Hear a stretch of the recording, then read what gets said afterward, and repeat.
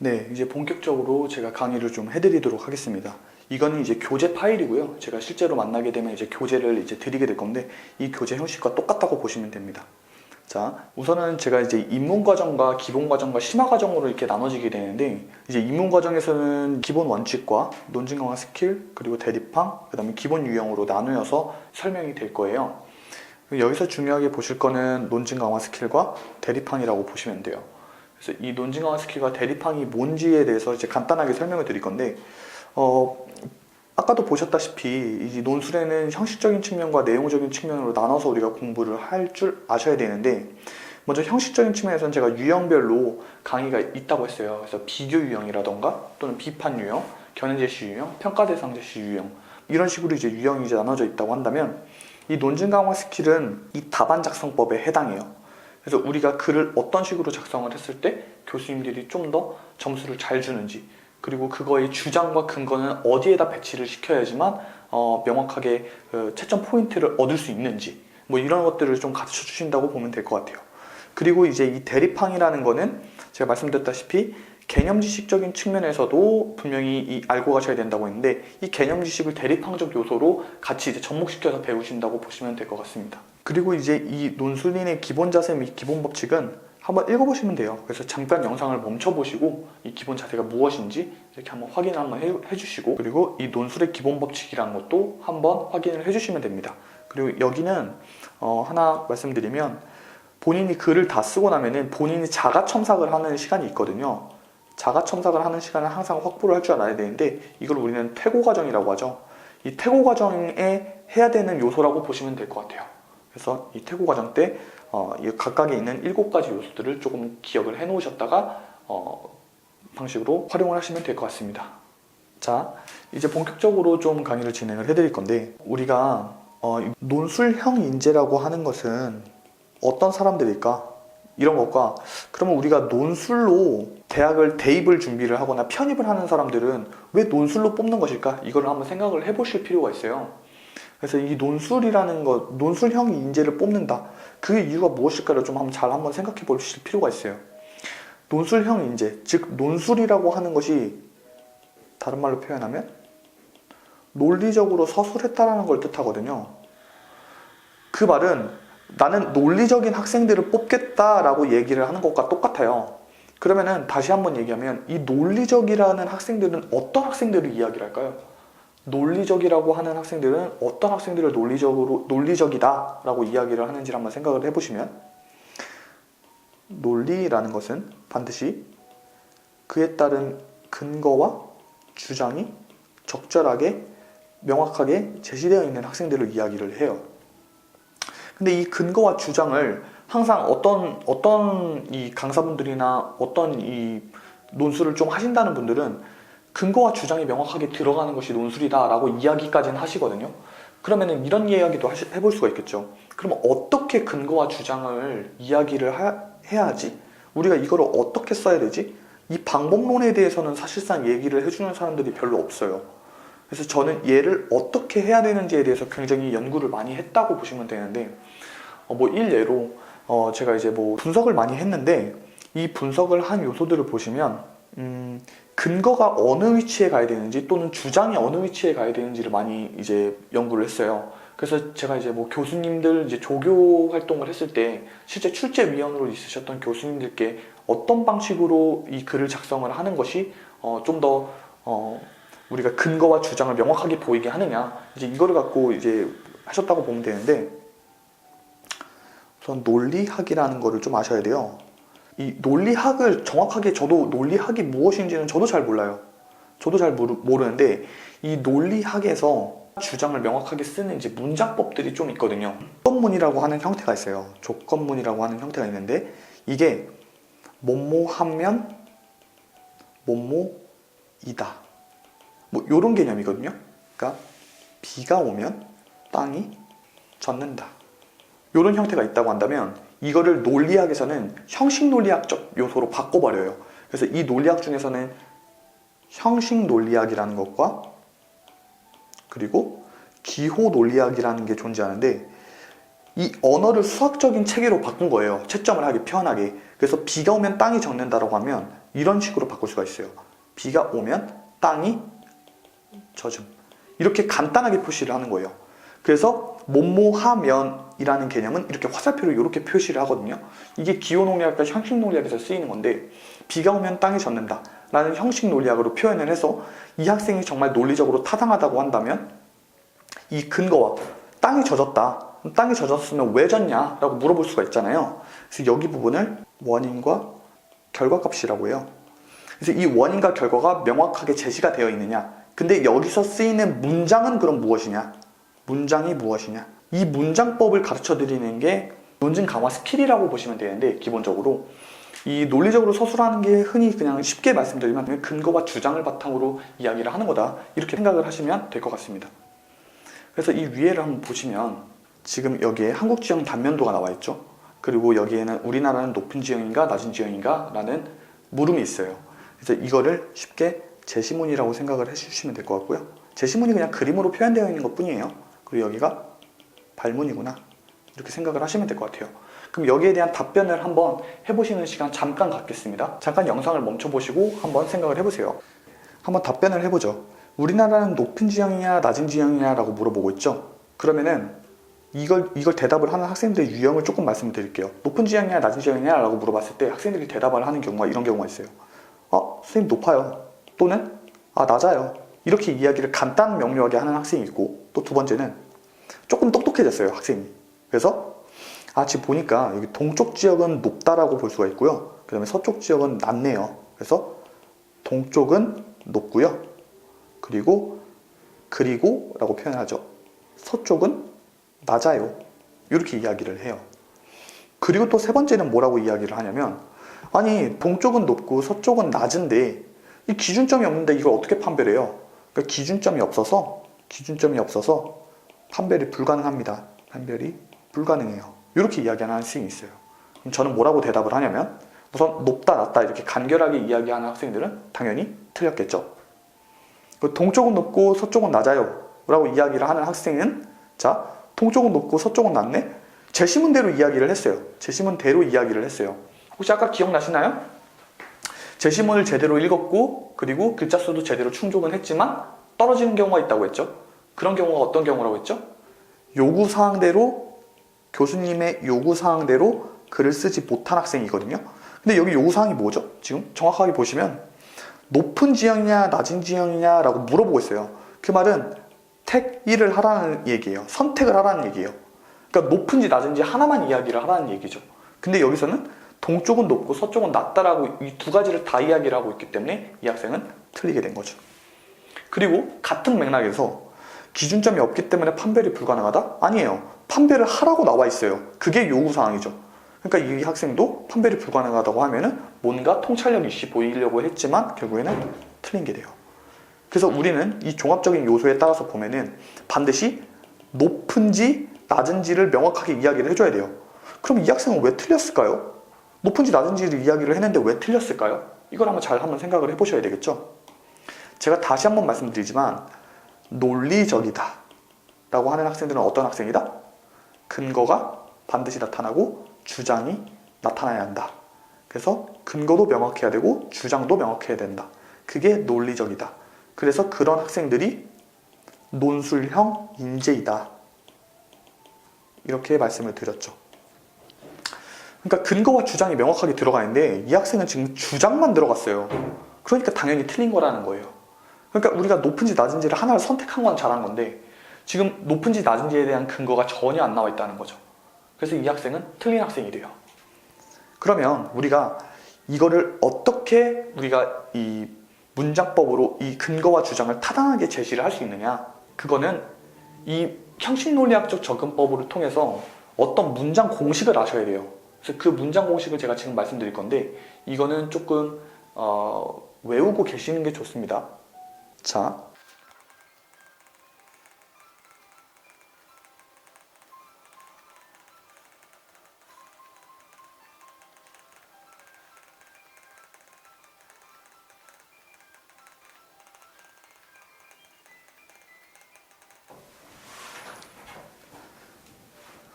자, A라는 점에서 볼 때 B이다. A라는 맥락에서 볼 때 B이다.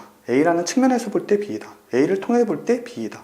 여기에 나와 있는 요 가운데에 있는 이 요소들 있죠. 이 요소들을 저는 논증 강화 스킬이라고 읽었습니다. 그래서 이 부분으로 주장과 근거의 부분의 위치가 정확하게 어디에 나와 있는지, 이게 대표적인 형식론리학적 문장이에요. 그래서 이 A에 해당하는 요 부분이 있죠. 요 부분을 근거가 들어가는 부분이라고 얘기를 하고, 그리고 여기에 B 부분, 요 부분을 주장이 들어가는 부분이라고 합니다. 그래서 이 근거로 나오는 부분은 반드시 제시문에 나와 있는 단어를 그대로 쓰세요. 자, 여기서 주의점이 하나 있어요. 자, 주의점. 제시문에 나와 있는 단어죠. 절대로 문장이 아니에요. 문장은 그대로 가져오시면 무조건 불합격입니다. 문장은 그대로 가져오시면 불합격이에요. 근데 간혹 가다가 학생들이 이런 경우가 있어요. 단어를 이제 어디에서 이제 그런 걸 들어서 오셨는지는 잘 모르겠지만, 이 단어조차도 계속해서 패러프레이징 해야 되겠다는 강박증에 쌓여 있어요. 그래서 어떤 단어도 무조건 다 이제 이 본인의 단어로 바꿔주려고 하는 강박증이 있어요. 근데 확실히 기억하세요. 제시문에 나와 있는 키워드의 단어는 절대로 의역하시면 안 됩니다. 그리고 그 단어들은 반드시 제시문에 나와 있는 단어 키워드를 그대로 써주셔야 돼요. 그대로. 그래서 단어는 반드시 그대로 작성을 해주셔야 돼요. 그래서 제시문에 나와 있는 단어를 그대로 가져오셔야 돼요. 그 부분이 이 A 부분에 들어가는 부분이고, 그 다음에 주장, 이게 나의 견해가 되겠죠? 나의 견해가 될 거예요. 이 나의 견해가 되는 부분이 이 주장 부분에 들어와야 됩니다. 그래서 아까 전에 그 그림을 다시 한번 보시면 지금 동쪽은 높고 서쪽은 낮은 형태죠. 그래서 이 제시문의 범위가 이렇게 길게 제시가 되어 있단 말이에요. 근데 우리는 교수님한테 일정 부분만 보라고 요구를 할 수 있어요. 그러니까 교수님께 이렇게 이야기를 할 수 있죠. 교수님, 여기 반을 딱 잘라서요, 요 부분은요 보지 마시고요, 여기 요 부분만 보세요. 요 부분만. 이렇게 이야기를 할 수 있다는 거예요. 자, 그 방법이 바로 논증 강화 스킬이라는 건데, 자, 아까 우리가 글을 썼던 요 부분을 다시 볼게요. 저는 한번 얘를 활용을 한번 해볼게요. 자, 요 부분이 근거라고 했죠? 그 제시문에 나와 있는 단어 그대로 쓰라고 했어요. 자, 이쪽이 제시문이죠? 자, 제시문이 제가 여기 있다고 했어요. 제시문에 나와 있는 거, 자, 동쪽이죠, 동쪽. 자, 동쪽의 지리적 측면에서 볼 때 우리나라는 높다고 할 수 있다. 자, 이거를 그대로 한번 써볼게요.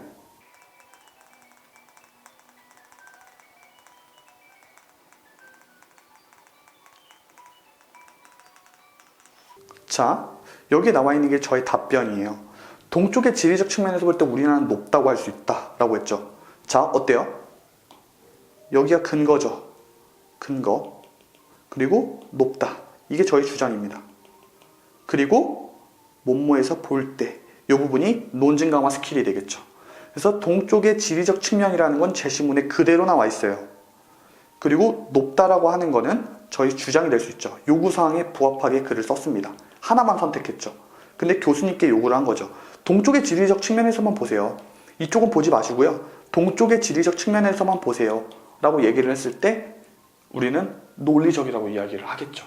그래서 이런 요소로 제가 글을 썼을 때 대학교 내에서도 그 논술 취재위원 교수님께 굉장히 좋은 점수를 받았었어요. 그 좋은 점수를 받았고, 실제로 이걸 학생들에게 가르치고 학생들에게 직접 시험장에서 글을 써보라고 했을 때 참고로 잠깐 자랑하는 거지만 15명 중에 10명이 합격하게 됐어요. 그리고 나머지 5명들은 물론 2명은 완전히 불합격이었지만 3명은 예비를 받았었어요. 그러니까 그만큼 굉장히 효과성이 굉장히 높았다는 거죠. 그래서 어느 부분이 근거고 어느 부분이 주장인지 교수님들이 굉장히 글을 이 독해하기 편하게 만들어 주셔야만 합니다. 그리고 여기서 하나만 더 팁을 드릴게요. 하나만 더 팁 드리죠. 자, 팁을 드릴게요. 팁이라고 하기보다는 논술에서 꼭 알고 있어야 되는 철칙이 있어요. 우리는 논술을 쓸 때 하나의 글짓기라고 생각을 하거든요. 근데 이 글짓기와 논술은 절대로 같지 않습니다. 논술은요, 글짓기는요, 우선 기본적으로 글짓기라고 하는 거는 글을 잘 써야 돼요. 그러니까 즉 문장력도 뛰어나야 되고요. 문장력도 뛰어나야 되고요. 그리고 어떤 어휘력 이런 것도 풍부해야 돼요. 물론 논술도 당연히 문장력도 좋아야 되고 어휘력도 좋아야 되는 게 맞긴 해요. 이게 틀린 말은 아니에요. 근데 저는 좀 상대적인 거를 얘기를 하는 건데, 우선 기본적으로 논술이라고 하는 것은요, 이런 거를 요구하는 게 아니에요. 기본적으로 요구하는 궁극적인 사항은 얘가 아니라는 거예요.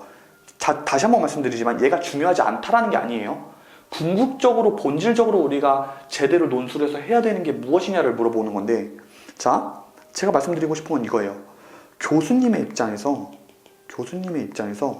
글을 읽기 편하게 만들어 드려야 됩니다. 편하게. 이게 진짜 중요해요. 편하게. 그 편하게 글을 읽게 만드는 방법이 무엇이냐라고 한다면, 제가 다시 한번 말씀드렸죠. 교수님들은 대부분 다 이제 논리학에 굉장히 좀 일가견이 있으신 분들이에요.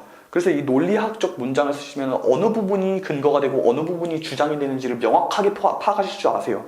근데 예를 들어서 이런 문장이 쓰였다라고 한다면 이런 문장 내에서 어느 부분이 근거이고 어느 부분이 주장인지를 명확하게 파악하실 수 있고, 이 부분이 근거고 이 부분이 주장이기 때문에 상호간에 배치가 되지 않는지 합치가 되는지를 파악을 해보고 합격 점수를 준다라는 거죠. 그래서 이런 문장법은 굉장히 중요하게 보셔야 됩니다. 거기서 저 플러스로 이런 질문을 많이 받았어요. 아, 선생님, 이걸 외워서 굉장히 유용하게 글을 썼는데 근데 문제가 있어요. 이게 문장이 딱 한 개만 나오다 보니까 그 뒤에 예를 들어서 1000자 글을 맞추라고 한다면, 1000자 또는 1200자를 맞추라고 한다면 뒤에 쓸 말이 없어요. 이렇게 이야기를 하세요. 그래서 제가 말씀을 드리려고 하는 거는 논증 강화 스킬이 좀 더 진보된, 그러니까 좀 더 업그레이드된 형태로 4단계 논증법이 있습니다. 기본적으로 변형된 형태라고 보시면 돼요. 그래서 논증 강화 스킬이 변형된 형태로서 4단계 논증법이 제시가 되는데, 자, 천천히 봐드릴게요. 자, 뭐뭐는 뭐뭐의 견해이다, 입장이다 라고 나와 있죠. 자, 이거는 제시문의 전체 요약이에요. 제시문 전체 요약 부분. 제시문 전체 요약을 그럼 뭐하러 하느냐라고 한다면, 그렇게 질문을 해주신다면 이 부분은 우리가 명확하게 독해를 했다, 그래서 독해력을 검증받는 파트예요. 교수님, 저는 이 제시문이 가가 어떤 내용인지 명확하게 알고 있습니다. 이거를 얘기를 해주는 거라고 보시면 돼요. 그래서 제시문에 대한 전체 요약을 해주시고, 자, 논증 강화 스킬이 뭐였죠? A라는 점에서 볼 때, 제가 줄일게요. 점에서 볼 때 B다 라고 했죠. 그리고 이 A 부분이 뭐라고 했죠? 다시 한번 얘기하지만 근거 부분, 그리고 B 부분이 주장이라고 말씀드렸습니다. 그죠? 이 근거와 주장이라고 말씀드렸을 때 이 4단계 논증법에서 얘가 변형됐다고 했죠? 그러니까 이 근거 부분, 이 부분이 여기 2번으로 들어가는 거예요. 그래서 여기에 이렇게 이 근거 부분이 이 파트에 들어가게 됩니다. 그래서 이걸 해설이라고 써놨는데, 이게 쉽게 얘기하면 근거라고 보시면 돼요. 그래서 근거 파트라고 보시면 되고, 당연히 그 뒤에 오는 이를 통해 이 부분이 뭐뭐라는 점에서, 이거랑 똑같습니다. 앞에를 잠깐 보시면 여기 보이시죠? 이게 3번 4단계 논증법에서 3번에 나오시는 부분이라고 보시면 돼요. 그래서 이를 통해 부분이 나오고 이 부분이 본인의 견해가 된다. 그리고 마지막에 따라서 뭐뭐 해야 한다, 뭐뭐 할 필요가 있다, 또는 뭐뭐이다로 되어 있는데, 이 부분을 당위적 서술이라고 하는데 당위적 서술 부분으로 마무리를 할 수 있습니다. 제가 이거를 형식으로 가르쳐 드린 거지 얘를 무조건 다 이렇게 써야 된다라는 건 아니에요. 그래서 근거가 나오고 주장이 나오는데 좀 편하다라는 의미에서 말씀을 드린 거고, 밑에 예문이 있어요. 이 예문은 제가 이제 책을 읽고 이제 글을 쓴 건데 이거는 한번 참고해서 봐주시면 되고요. 이 4단계 논증법은 무조건 다 1단계랑 이 4단계를 고수해서 쓰실 필요는 없고, 1단계를 쓰고 2단계랑 3단계가 결합된 형태도 존재하고요. 그리고 이 1단계에서 2단계까지만 쓰고 3단계를 따로 쓰지 않고 4단계로 바로 넘어가는 경우도 존재합니다. 그래서 그 부분은 뒤에 가서 좀 글을 어느 정도 익숙하게 쓰실 때 제가 조금 더 확장된 형태로서 가르쳐 드릴 거고요. 우선은 연습을 해주실 때는 이 4단계에 맞춰서 글을 작성하시는 걸 연습을 해주시길 바랄게요.